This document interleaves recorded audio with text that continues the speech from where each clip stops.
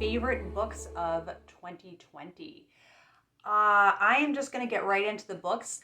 It is really hard for me every year to narrow this down to a small group, even though it was not the greatest reading year for me. I read a lot of books, but considering that I read over 150 books and I only have 31 books, it is really not that much out of what I read that I consider to be lasting favorites. And we'll see what I think in a few years, looking back on these top favorites, if they are still favorites. But these are the ones that really did stand out this year, and I have them in different categories for you because I feel that, a favorite classic is going to have a very different place in your reader's heart than a favorite mystery. Without further ado, my favorite mysteries for 2020. The first one is one of BookTube's own, and that is Charles Heathcote's An Heir to Murder. I really liked this mystery. It was a great, solid, cozy mystery. My kind of requirements for a cozy mystery are not too much info dumping, quirky characters,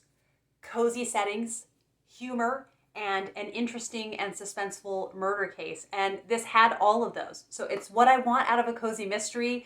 There really is a lot of snark in this, and I loved that. There was a bit of a cultural barrier with some of the Northern English references. I had to Google several things.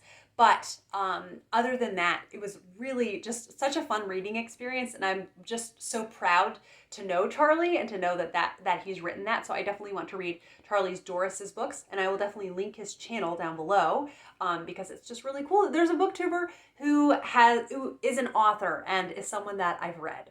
Next is The Lost Man by Jane Harper. Jane Harper is right at the edge of my threshold for the space between mysteries and thrillers. This did have these characters had a lot of baggage.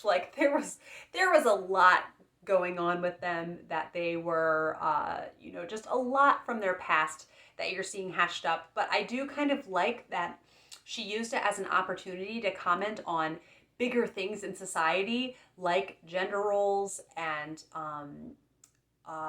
abusive relationships. So she tackles some really heavy topics in a genre of literature that's often not taken as seriously. And I like kind of showing that you can comment on important issues of society in a genre that, even if people think it's not, it's lesser than literary fiction, they're wrong. And I think she proves that by the really strong mystery that she puts out in The Lost Man. And The Lost Man takes place when there is a member of a family, one of the brothers in a family, who is found.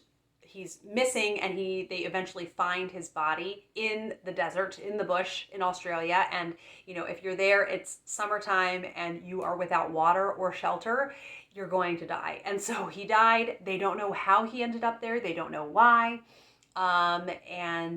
You really get to know this family on an intimate and deep level. And it was very, very good, very gripping. Like I said, right at the edge of my pain threshold. I would never want to read too much Jane Harper in a row, but as far as having a book that packs a big punch, it was a really great reading experience. And then The Cold Dish by Craig Johnson. This is the first in the Longmire mystery series, and Walt Longmire is our very rugged and kind of just really worn out sheriff. And he is from Wyoming. His best friend is a Native American, and he really helps him in his cases that have anything to do with Native American relations. He's really knowledgeable and just helps him kind of figure things out. So that's a really neat relationship that he has there. It's got such a small town feel to it. There's a cafe or, like a diner that he likes to go to regularly. And there are some recurring characters. Now I'm finishing up the third one. And it was just, I've always wanted to like Westerns, but the few that I have tried, I just get bogged down and I kind of lose interest. So this is the best of both worlds. It's a mystery with a Western flair to it, and I highly recommend it.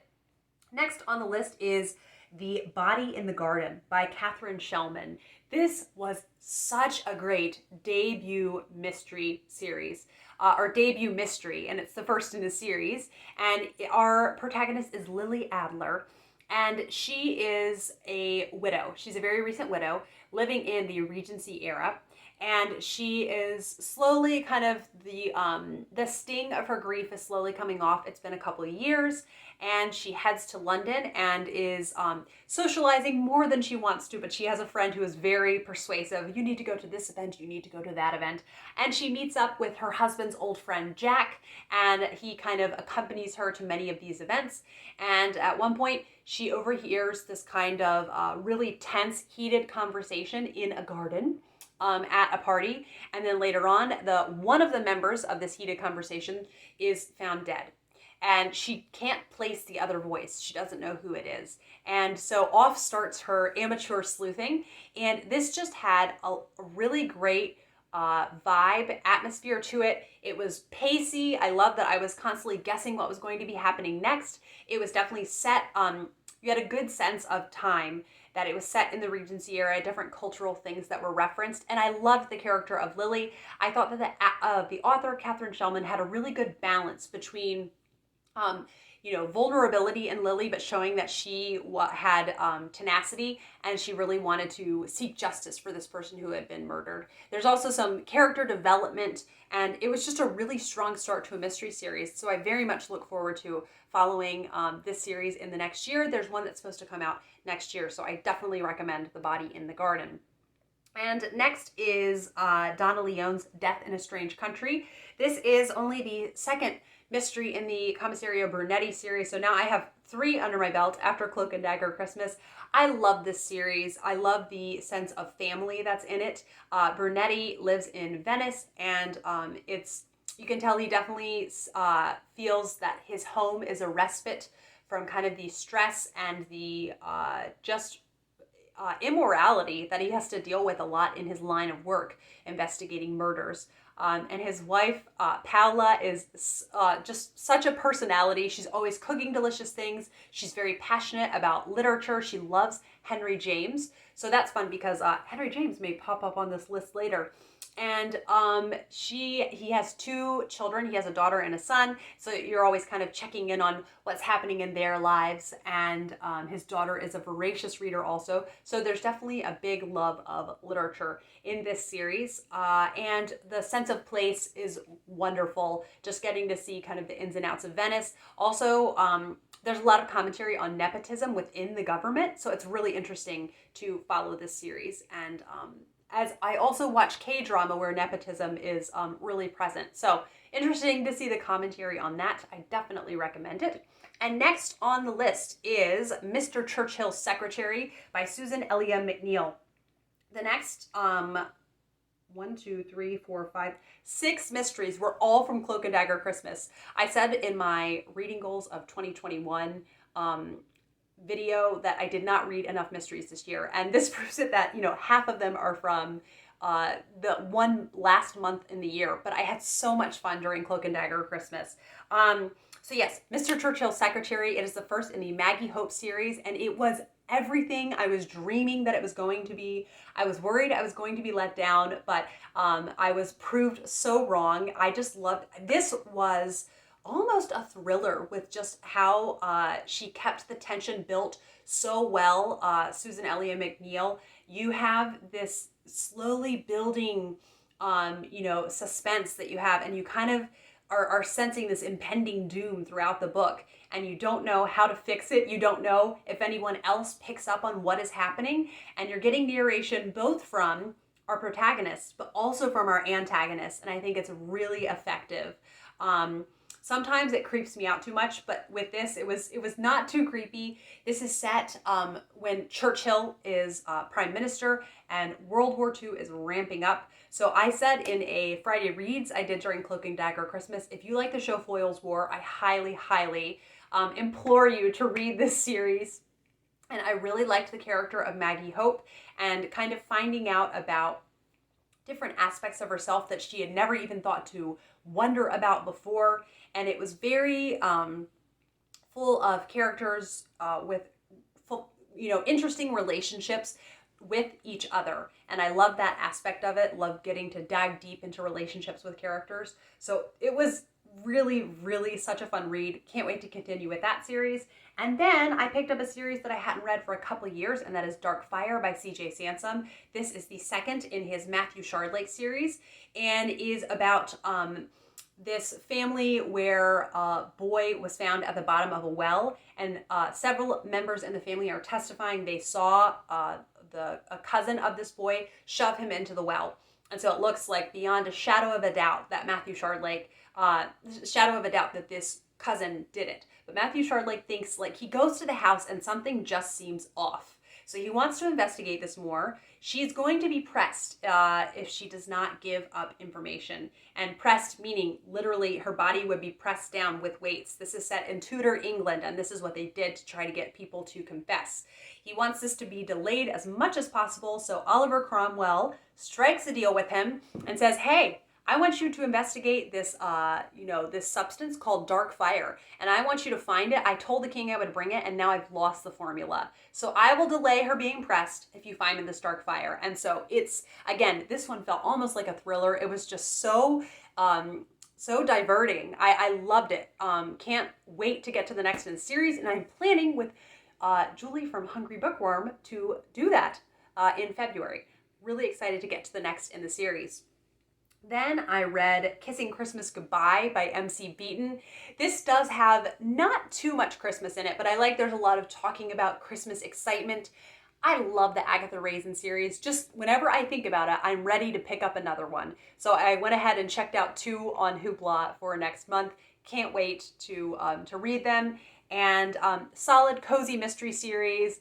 There is it's got really witty, crisp writing. I think people might see the covers and think, oh, the writing's going to be really subpar, but I would really ask you to kind of reconsider it. I think you would be really impressed with the writing. Lots of cultural references. So I think it's pretty highbrow, cozy writing, and I definitely recommend it.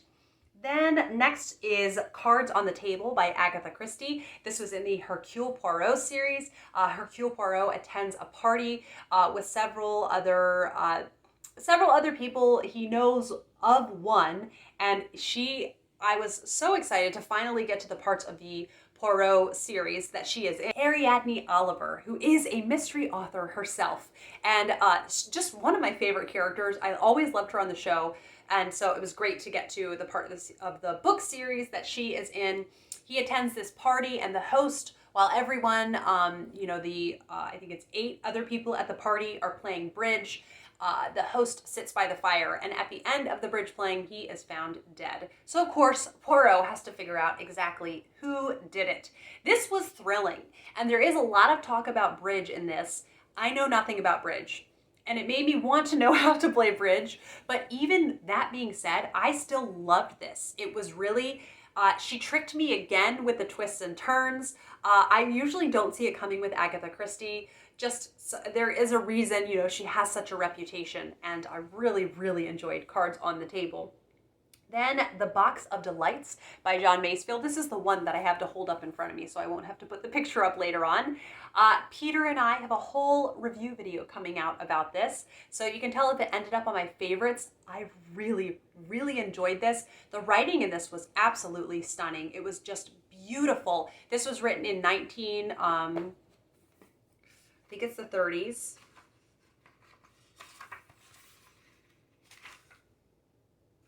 1935, and it just is a classic. You can tell it's really going to stand the test of time. So yes, an absolute delight to read this, and look forward for you all seeing the review video that Peter and I have going up of that. And lastly, the last mystery on the list is Bright Young Dead by Jessica Fellowes.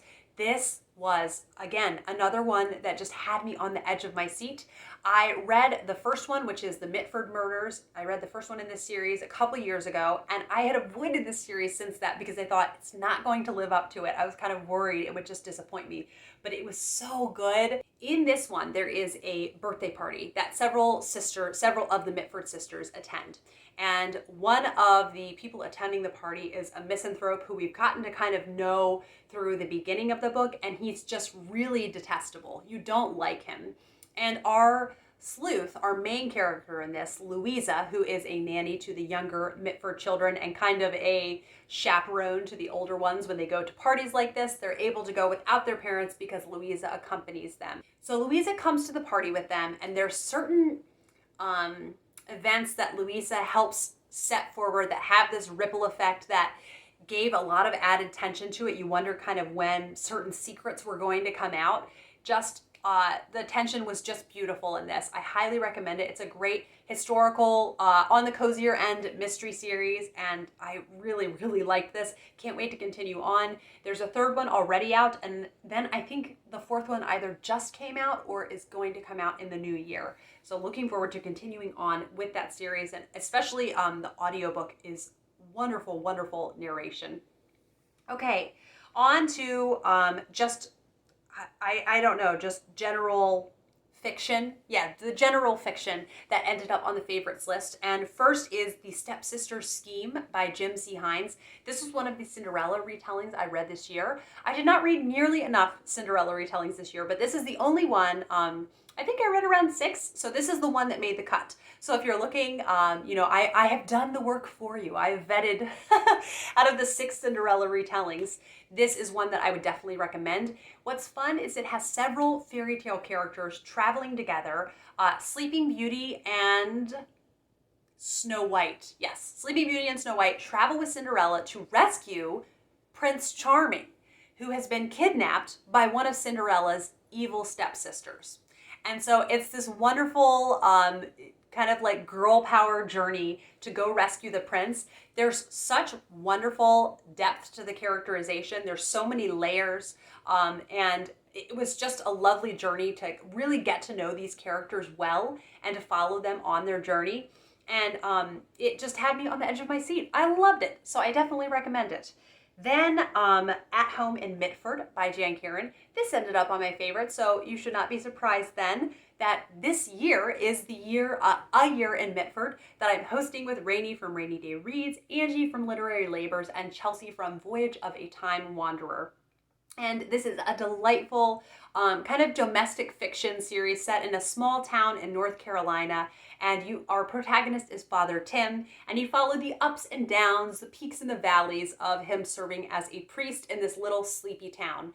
There's a really quirky, fun cast of characters, and it's just a really, really delightful book. So I can't wait to continue on with the series. I will start with rereading this book first, though, since it has been a year since I read it. And then The Shadow Sister by Lucinda Riley. This is the third in Lucinda Riley's Seven Sisters series, and I read 2 out of the series, and this was my favorite out of the 2, although I did really also like The Storm Sister.